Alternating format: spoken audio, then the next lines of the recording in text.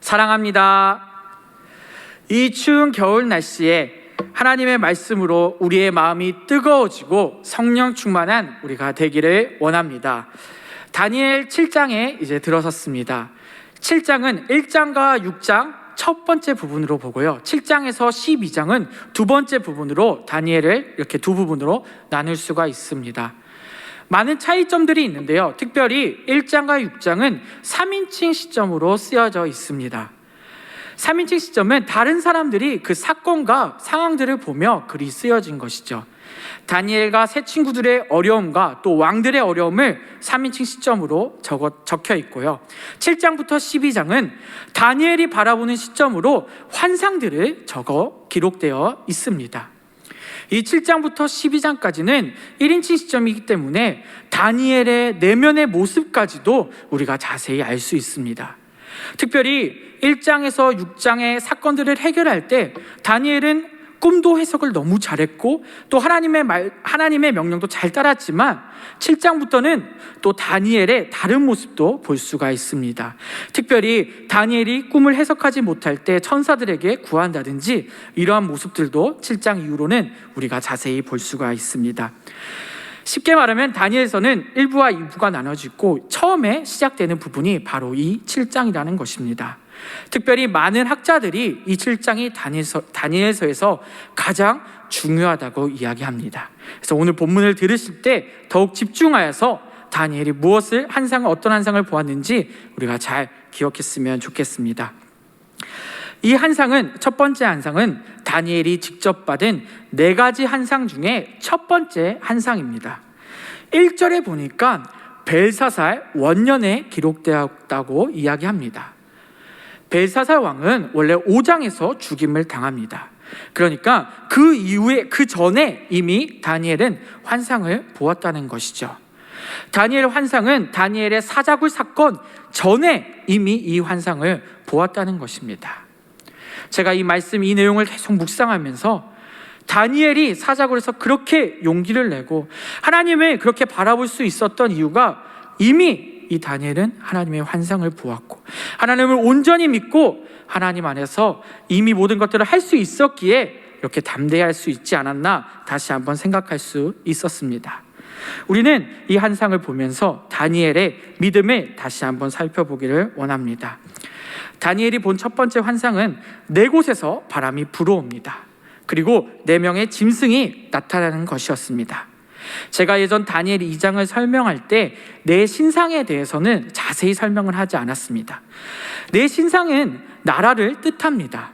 내 신상에서 나라는 바벨론, 페르시아, 헬라, 로마를 뜻하는데요, 오늘 본문에 등장하는 내 짐승 역시 이 나라들을 뜻합니다. 느부갓네살 왕의 환상이었던 2장과 7장에 그 비교하는 나라들이 똑같다는 것이죠. 오늘 역시 이 본문의 내 짐승은 내 나라를 설명하고 있습니다. 물론 목적이 다릅니다. 2장의 목적은 느부갓네살 왕에게 하나님께서 하나님의 위대하심과 높임을 알려주려 하는 것이었다면, 오늘 7장은 다니엘에게 하나님의 예언을 전하고 있는 것이죠. 7장은 다니엘의 환상의 예언을 보여주게 하시는 것이죠. 결과적으로 같은 이유긴 하지만 내 나라는 공통적으로 결국 심판을 받게 된다는 것입니다. 내 짐승과 내 신상에 대한 묘사는 실제 역사 속의 모습들과 일치하며 그려지게 됩니다. 바로 내 제국은 결국 멸망하게 된다는 것이죠. 멸망을 이끌어 가시는 분이 누구십니까? 바로 하나님이시라는 거죠. 느부갓네살 왕에게 다니엘에게 보여준 이 환상은 하나님이 이 세상, 이 모든 역사를 이끌어가고 있다는 것을 보여주고 있는 것입니다. 하나님은 역사의 주인이시며 지금도 이 세상을 이끌어 가시는 분입니다. 우리가 여기에서 깊게 생각해야 봐야 할 것이 있습니다.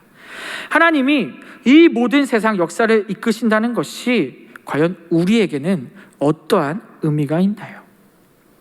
우리는 세상을 바라볼 때 정말로 하나님이 이 세상을 이끌어가고 있다고 믿으십니까?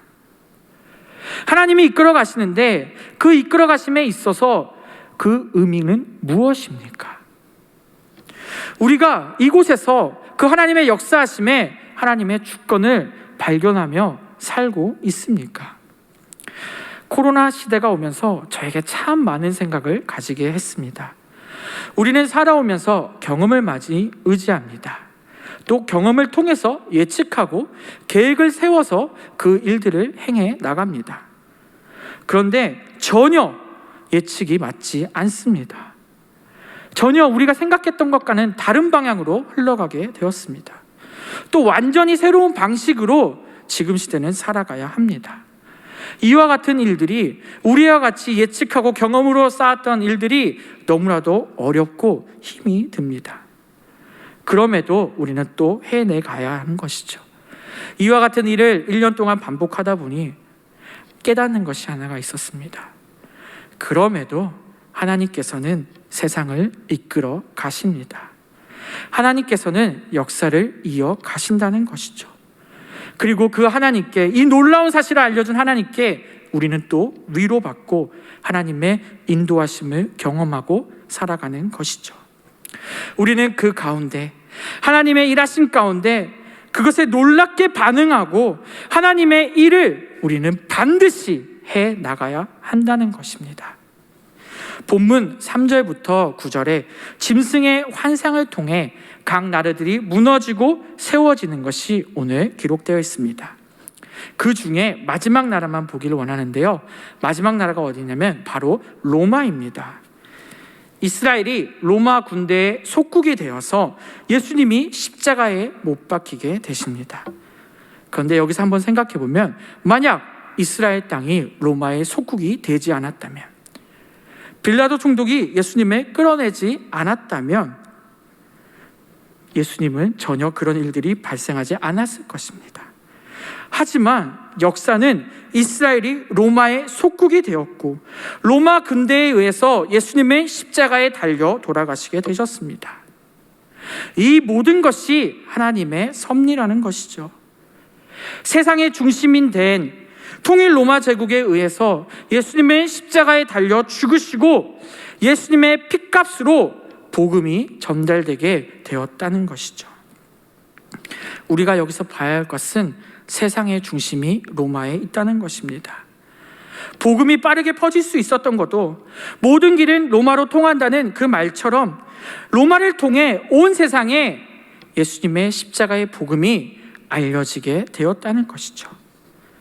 하나님은 예수 그리스도의 십자가의 도를 로마를 도구 삼아 전 세계에 알리셨다는 것이죠. 이 모든 일이 하나님의 섭리 가운데, 하나님의 인도하심 가운데 진행이 되었다는 것입니다. 가정은 어떠했나요? 세상은 마귀의 권세에 있는 것 같고 모든 것을 빼앗은 것 같고 그런 힘든 상황 가운데 있었지만, 예측할 수 없는 그런 상황에 있었지만 결국 모든 것이 하나님의 섭리, 하나님의 뜻대로 이루어졌다는 것입니다. 네 나라들이 아주 잘 살았어요. 정말 영원할 것 같았어요. 세상을 다 가진 것처럼 너무나도 기뻐했어요. 하지만 그 나라들 역시 하나님의 손에 의해서 멸망당하게 됩니다. 결국 하나님께서 승리를 이루시고 하나님께서 나라를 통치해 나가신다는 사실을 우리는 꼭 기억해야 합니다. 우리는 이 하나님의 섭리를 믿고 하나님께 의지하기를 원합니다. 그렇다면 현 시대는 어떠한가요? 우리는 이러한 시대 가운데 우리는 어떻게 하나님을 믿고 의지하고 나아갈 수 있을까요? 코로나 시대에 교회는 더욱더 핍박이 심해지고 있고 차별금지법과 모자보건법 등이 기승을 부리고 있습니다. 우리는 이러한 악한 세력들에게 더욱더 대항해야 합니다. 세속적인 문화와 영적 전쟁을 우리는 당연히 해나가야 한다는 것이죠. 하나님 나라의 확장을 위해 우리는 영적 전쟁을 같이 해나가야 한다는 것입니다. 남의 일이 아니라 우리의 일입니다. 우리는 이것을 놓고 기도하고 같이 맞서 싸워야 한다는 것이죠. 우리는 이 일을 위해 같이 기도하고 힘쓰길 원합니다. 9절부터는 짐승의 심판이 이루어집니다. 9절에 왕자라는 단어가 등장하는데요, 하나님의 보좌를 나타냅니다. 다니엘은 보좌에 앉으셔서 심판을 행하시는 하나님을 지금 바라보고 있습니다. 보좌에서 하나님께서는 불로 심판하신다고 기록되어 있습니다. 또 10절에 보니 하나님에서 심판하실 때 책을 펴신다고 기록되어 있습니다. 성경에서 책은 하나님이 세상에 살았던 모든 사람의 행위를 기억하시는 것을 상징하는 단어가 바로 책입니다. 즉, 이 책을 펼쳐놓고 하나님이 인간의 모든 행위에 대한 보상과 심판을 하신다는 것이죠. 우리는 이 사실을 잊지 않고 꼭 기억해야 합니다. 역사의 주인이신 하나님께서는 세상 역사에 나타났던 모든 나라들과 사람들을 심판하시는 분이십니다. 모두가 제각기 자신의 길을 걸어간다 할지라도 위대한 심판주이신 하나님께서 우리를 반드시 심판하신다는 것입니다. 우리는 하나님 앞에 서게 된다면 생명의 책에 기록될 것을 여러분 확신하십니까? 영생은 누구나에게나 허락되어 있습니다. 하지만 심판은 반드시 또한 우리가 거쳐야 함을 깨달아야 합니다. 그렇다면 나는 그 하나님 앞에서 오늘 하루를 어떻게 살아가야 하겠습니까? 너무 어려운 질문이지만 우리 또한 그 대답을 잘 알고 있습니다. 그리고 우리가 하나님의 심판이 있음을 깨닫는다면 복음을 소홀히 할 수 없게 될 것이고 하나님을 위해 살아가려고 반드시 노력할 것입니다. 13절에 이 모든 것을 이끄시고 심판하시는 분이 누구인지 잘 드러납니다. 13절에 우리 같이 읽겠습니다. 내가 또 밤 한상 중에 보니 인자 같은 이가 하늘 구름을 타고 와서 옛적부터 항상 계신 이에게 나아가 그 앞으로 인도되매. 여기서 인자는 우리가 잘 알고 있다시피 사람의 모양으로 오신 예수 그리스도를 의미합니다.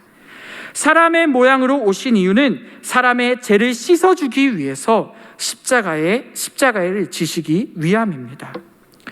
예수님께서는 하나님과 함께 심판을 준비하시고 내 나라를 하나님의 뜻 가운데 이루어 가십니다. 그리고 마지막 부분에 하나님께 예수님이 나아가는 장면이 나와 있습니다. 십자가 사역을 마치신 후 하나님께로 나아가는 것이죠. 십자가에 달리신 후 부활하시고 승천하셔서 하나님의 우편에 앉으시는 것입니다. 이 모든 것이 다 하나님의 계획이십니다. 그리고 후에 있을 일을 자세히 다니엘에게 보여주시는 장면인 것이죠. 하나님께서는 예수님을 하늘나라까지 이끄시고 예수님을 이렇게 말씀하십니다. 우리 14절을 같이 읽겠습니다. 그에게 건세와 영광과 나라를 주고 모든 백성과 나라들과 다른 언어를 말하는 모든 자들이 그를 섬기게 하였으니 그의 건세는 소멸되지 아니하는 영원한 건세요 그의 나라는 멸망하지 아니할 것이니라. 아멘. 다니엘은 인자 같은 이의 환상을 보고 그분이 갖게 되는 모든 것을 보게 되었습니다. 그것이 무엇인가요? 하나님께서는 십자가를 지신 예수 그리스도께 건세와 나라와 영광을 주셨습니다. 그리고 모든 나라의 백성이 하나님의 아들 예수 그리스도를 섬기게 하신 것입니다. 예수 그리스도의 영원한 나라는 사라지지 않습니다. 그리고 우리는 그 나라에서 살 수 있음을 꼭 믿어야 합니다. 우리는 이러한 하나님께 감사하고 하나님 나라에 소망 두시기 바랍니다. 세상을 보면 우리는 더 예측할 수 없습니다. 우리의 지식, 경험, 처음부터 다시 쌓아나가야 할 만큼 막막할 때도 우리에게 나타납니다. 하지만 이러한 가운데에도 분명히 하나님의 역사는 계속 이루어집니다. 왜냐하면 이 모든 것이 하나님의 섭리 안에 있기 때문이죠. 우리는 하나님의 자녀로서 하나님의 나라에 살 권리가 있습니다. 그렇기에 이렇게 앞이 보이지 않을 때 더욱더 하나님을 의지하고 하나님의 방법대로 살아가기를 원합니다. 다니엘이 본 환상을 사자굴 사건전이라고 아까 제가 말씀드렸습니다. 다니엘에게는 하나님에 대한 환상을 이미 보았고 선명하게 그 환상을 알고 있었기 때문에 자신의 목숨을 걸면서까지도 하나님을 의지하고 하나님의 방법대로 하나님의 말씀에 충성을 다했습니다. 하나님의 방식대로 살려고 노력했습니다. 그리고 하나님은 다니엘을 살리시고 다니엘을 통해 이방 사람들에게까지 복음을 전하는 놀라운 일을 행하셨습니다. 우리가 다니엘과 같은 자들이 되기를 원합니다. 멸망하는 가운데 휩쓸리는 것이 아니라 정말 힘들고 어려운 순간에도 하나님의 인도하심을, 하나님의 섭리임을 깨닫고 하나님의 방법대로, 하나님의 뜻대로 사는 우리 모두가 되었으면 좋겠습니다.